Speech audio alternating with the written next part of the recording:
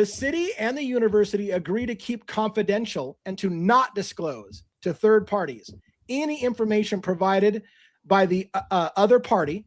So in other words, Moscow Police Department won't reveal things to the public. The university won't reveal things to the public. They're under contractual agreement to keep their mouth shut unless the public legally requests public records information, is what this is going to say. Oh yeah. So what it says is they must keep it quiet and they keep each other's secrets essentially, and be if they're party to this master agreement, unless the party has received the prior written consent of the other party. So in other words, they can give each other permission to share things.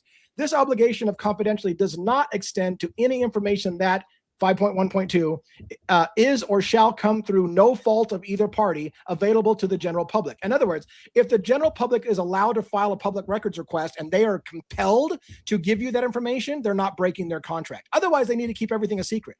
There needs to be a secret between the University of Idaho and Moscow about what's going on and what they were doing, unless legally they are required to provide it through public records requests. So in other words, while they're contractually obligated to keep each other's secrets, if it's obtained through public records requests or other legal avenues, then they're allowed to cough it up and not be breaking their contract. Which is super interesting because look how long it took MPD to make some of these reports involving this case. They have to make those reports. Are those obtainable through public records requests as well?